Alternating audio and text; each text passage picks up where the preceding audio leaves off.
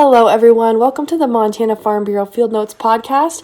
My name is Haley Drugsma. For those of you who don't know me, I'm the digital communications lead here at the Montana Farm Bureau Federation. I'd like to kick today's podcast episode off with a reminder that if you have anything you'd like to learn about, a pertinent news story, or someone you'd want to see us bring on the podcast, whether that's yourself or someone you know, please shoot me an email at haleyd@mfbf.org. That's HALEYD@mfbf.org. My goal is always to bring you interesting, exciting content about agriculture, and I'd love your recommendations. Now let's get into today's episode.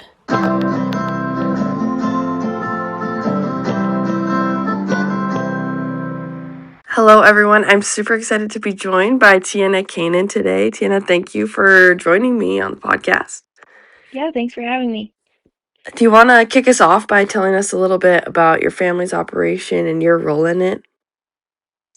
Sure. We are a farm and ranch operation in eastern Montana, east of Circle.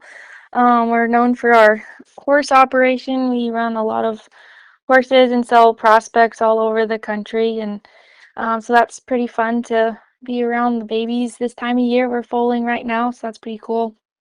Along with that, we raise cattle, we farm some, and then our newest enterprise that we started a few years ago is agritourism. And so with that, our goal is to be advocates. So advocates for agriculture.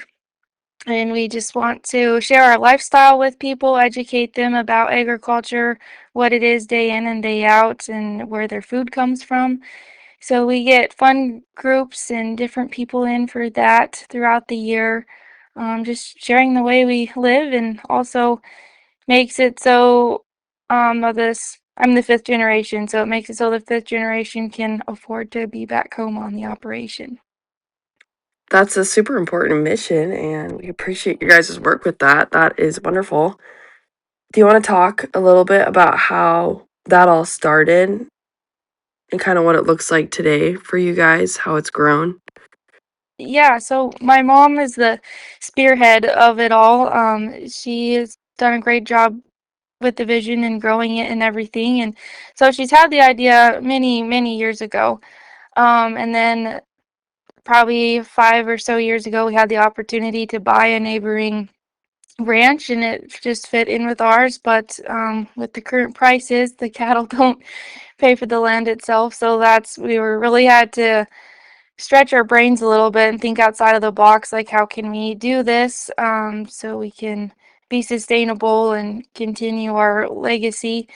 And so that's kind of where we were at a point that we had to do something, and what might that be. And Mom had this idea years ago, and then I have guided trail rides for years. It was kind of a summer job in college, and worked with that in South Dakota for like 4 seasons, and that took me to Arizona eventually to work for a while. So I had lots of guiding experience. So then that was kind of a natural fit for that too. And also natural because our horse program, we sell horses all over, and always have horse buyers coming and commenting like how beautiful it is and how neat it is to see the band of brood mares run up to them. And so kind of a combination of all those things just made it the perfect match for us to pursue this business opportunity.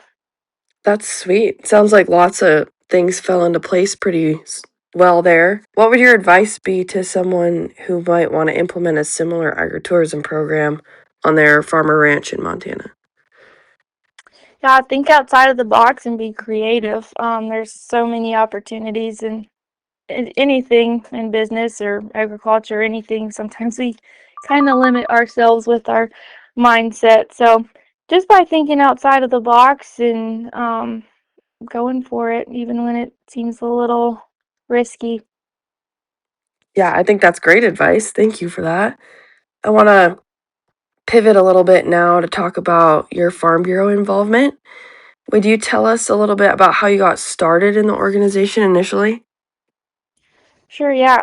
Growing up, I always knew what Farm Bureau was. My parents and my grandparents are both members. Um, and then when I after college, I went away for work and stuff, and then when I came back to the place, I was like, I need something outside of the place to be involved in and have a purpose with. And obviously, Montana agriculture is really important to me and my family, so I just kind of was looking for an outlet to be involved that way, and I was like, Farm Bureau would be a good fit. So made the contact, and I kind of jumped in with both feet. It was, yeah, not really a soft landing, so which has been awesome and a lot of fun. Yeah, I think that's kind of the best way to do it is really just to sort of dive in head first Yeah, and for sure. really see what all the organization has to offer. There's so many different avenues, I think, for people to be involved and kind of fit whatever their interests are, whether that be policy or leadership or whatever it might be. So that is wonderful. I'm glad that you're with us and involved with us. That's great. And what leadership capacities do you serve in now for Farm Bureau? So I'm the secretary and treasurer for Dawson-Webull County Farm Bureau and the YFNR chair. The main thing I do at Farm Bureau, I guess, would be the District 6 Fall Fest. I had that idea 5 years ago now, and so I head that up. There's a committee that helps with it too, and then I serve as the District 6 representative on the state YFNR committee. That's awesome. I do want to get a little bit deeper into that District 6 Fall Fest that you mentioned, which is a combined celebration for, correct me if I'm wrong, Macomb, Dawson, Webo, Richland, and Prairie counties, all of District Correct. 6. Yep. And that's pretty impressive to bring together so many people from so many different places. How has that event changed from when it started? You said you had the idea initially. Yeah, I was kind of seeing in the area, or at least for me, I was wanting a reason to get out and learn and mingle with area farmers and ranchers. And fall is my favorite time of year, and so I always like celebrating harvest. But so I guess I just saw kind of a something our community could benefit from, I guess. And it's like, why don't we pull together all our county farm bureaus to make an event like this happen and bring in an outside speaker and just kind of have a night off, because it gets, especially in the middle of harvest, it gets kind of just monotonous and stressful, and there's a lot going on. So the farmers and ranchers deserve a night off, to have some fun and to learn and connect with others. So that was kind of how it started, the idea that was rolling around in my head. And then I reached out to the other county farm bureaus. I'm like, hey, what do you think of this idea? And everyone was gung ho for it. So we made it happen. It was really, we put the event on, I think, in like within 3 months the first year. So how it's changed, I guess, is that we have more time to plan for it throughout the year now. So we start planning pretty much the week after we finish last year's. We're already talking about what we're doing for the next year. But overall, it's stayed, pretty consistent with our goal that we started with. We have kind of like, we switch it around through the counties, so every county gets a turn at hosting it. Makes it easier for people to attend and just kind of creates a different atmosphere each year. But otherwise, it's pretty consistent with the main purpose with what we started with. That's awesome. Would you like to walk us through the planning process of planning an event of that magnitude? I got to attend my first one this year and I was pretty impressed with all the things you had going on, from an ice cream bar to a speaker to all these door prizes and whatnot. There's so many things that go into it. Do you want to kind of talk about the step by step there? Sure. Yeah, it was fun having you last year. um, so yeah, like I said, we start planning it pretty much as soon as the last year's is done. A week later, we're meeting to plan it. So it's our committee is comprised of mostly board members, from all a representative, at least one from each county. So most have two. Really, the committee's open if anybody wants it. We welcome involvement. So yeah, we just meet on Zoom every couple of months to talk things over and whatnot. We pick a speaker usually the first of the year. We have one booked for this year. I have not released it yet, but I'm excited to be doing that soon. Really excited for that speaker. Um, and then a venue. It will be held in Glendive this year, so that's cool. We're back to Glendive. This will be our 5th year doing it. The main thing for planning goes, I guess, is sponsorships. We do try to keep the event affordable for people so they don't have it's not a big burden to come to town to have a good night. So our ticket prices are really low. And that being said, we have to supplement with sponsorships and grants and whatnot. So that gets us out in the community asking for different sponsorships. Like you mentioned, our ice cream bar last year, I had kind of fun with that. A local business sponsored that whole thing, all the toppings and everything, and the Wilcoxon's ice cream. So that was a lot of fun. So yeah, different sponsorship opportunities for sure are different levels, and we door prizes.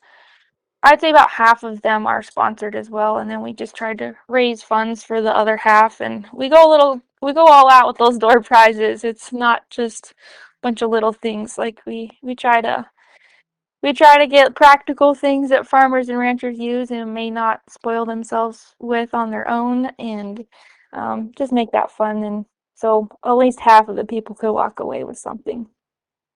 Yeah, that's great. I love hearing some of the backside of all of that after attending. Do you want to talk a little bit more about the speakers too? Some of the ones that you've had in the past, kind of what people can expect when they're maybe thinking about coming to Fall Fest, give them an idea of some of the people that you've hosted before. Sure. Yeah, our first year to kick it off, we had Amanda Radke, so I was pretty stoked about that one. Followed by Clay Conry of the Working Cows podcast. It's probably one of my favorite podcasts, so um, I was really excited to have him as our speaker. And then the third year in Circle, we had J.R. Vizane, so more of an inspirational speech that he gave. And then last year was Andrea Fleming, known as That Fit Advocate on social media. So we do try to change the theme around each year, listen to what people want in our community, what topics are of interest, try to throw in a more of an inspirational speaker every few years.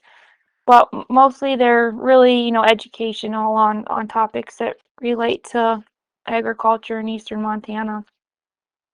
That's wonderful. I think all the speakers have been great and just super high capacity and interesting to go hear from. So I definitely appreciate all your guys' work putting those together and making sure that they're able to come to this event.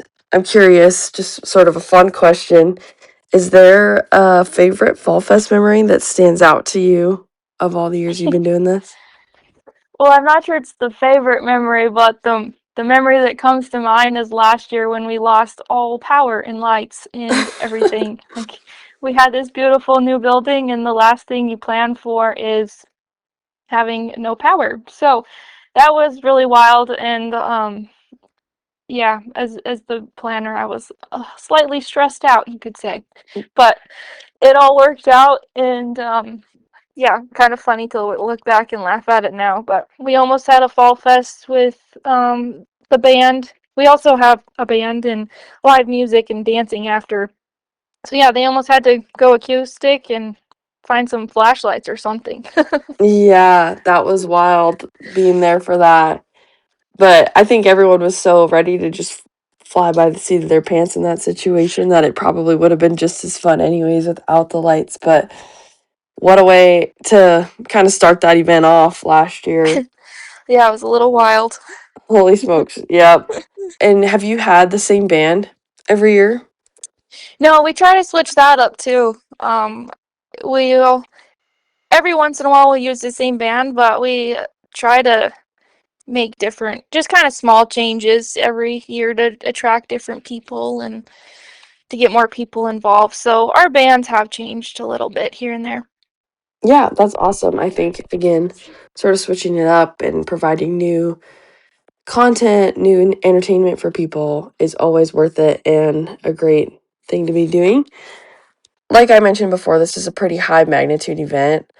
What would your recommendation be to someone who wants to plan a similar event, kind of whether that be a different district farm bureau or maybe someone who wants to kind of bring down the capacity of it to a county level Hmm. event? What would you offer them for advice? Well, come to Fall Fest and check it out this year. That'd be fun. But I guess the main thing is like we started pretty big, but I don't think that's necessarily like small. Starting at a small level is totally doable, and the grants through the Montana Farm Bureau Foundation is really what helped us be able to afford it, especially the first year, and get our bearings and some money in the bank to be putting this on because this for what to our size the budget is a decent size, so those grants are really helpful and really what got us our start, I would say. And then the other main thing is our planning committee is awesome. Like we've all gotten to know each other pretty well and be friends, and it's really helped kind of establish really good relationships with our county farm bureaus. Like I just feel like our district is so much closer as a whole because of putting this on. Um, and so that's been really fun to experience and see those relationships grow through that. So just have a really good planning team. That's really important. Just having the right people on your team. For sure. I think that's a super important thing to consider, and I appreciate all of your advice there. You sort of touched on this, but in eastern Montana, maybe this event is a little bit more important than others. Why do you think an event like this is extra important, in an area that is so rural, where your neighbor might be more than just a little ways down the road necessarily? Yeah, very rural. Like our closest neighbors, for a lot of us are several miles away, so you don't get a lot of human interaction necessarily. So and I think just with the stresses that we see in agriculture every day, and it's not an easy lifestyle, as we all know. It can get pretty down and depressing. So just the fact to bring people together a little bit and give them some encouragement and just a fun night out without having to stay home and stress about everything going on is important for our mental health and everything. So um yeah, that's to me that's just really important to get people off the place every once in a while, but have like something of quality to go to. They're still learning, so they're and hopefully you can walk away with a door prize or something, so that that makes it worth it. Certainly. And I'm just curious if you have any words to say as far as what makes Eastern Montana special in general. I am excited to be out there this weekend. I know this episode will go out the Monday after Miles City Bucking Horse Sale, but there's lots of just wonderful people out there, wonderful events, activities, all, culture. What would you say is your favorite part about being in Eastern Montana? Well, it's not necessarily the easiest place to live, that's for sure. Everybody here is pretty tough. Yesterday we just went through a wild wind and dust storm. Kind of makes you wonder why you live here sometimes. But Mm-hmm. no, the people are just really tough. The animals have to be tough to live in our environment, and yeah, it's a special place, and the people are um yeah, just really tough and special people. Yeah, I think that's a perfect answer, and that's definitely the sentiment that I have every time I get to visit and head back to the home office in Bozeman. Now we're gonna switch and do a little something fun. I am going to have you pick a number between 1 and 40 to determine who is gonna win our Granger 15 in 1 multi tool for our May membership month giveaway this week. We have one every week of May membership month, and the winner is drawn on the Monday after. And this was kindly donated by our member benefit Granger. If you do register to be a Montana Farm Bureau member, you can go check out our website and see all the different discounts that Granger offers you, along with a bunch of other different companies and organizations that are offering financial discounts for our members. To enter this giveaway, all you need to do is drop a comment on any of our membership related posts on Facebook or Instagram throughout the month of May, and you will automatically be entered in one of our 4 giveaways. So Tienna, if you want to take it away and pick a number between 1 and 40. How about 31? 31 sounds great. It looks like our winner this week is Jody Drange. Congratulations, Jody of Yellowstone County Farm Bureau. Thank you, Tienna, for picking our winner today. And thank you for joining me on the podcast today. I appreciate your time. Thanks for having me. It's been fun. Are there any final words that you want to leave our listeners with? I don't think so. I guess, well, Fall Fest this year will be held in Glendive on October 10th. So hope to see you there. Awesome. Don't miss it. Hopefully I can make it back out for another year. Sounds good. Thank you, Tienna. Yep. Thank you.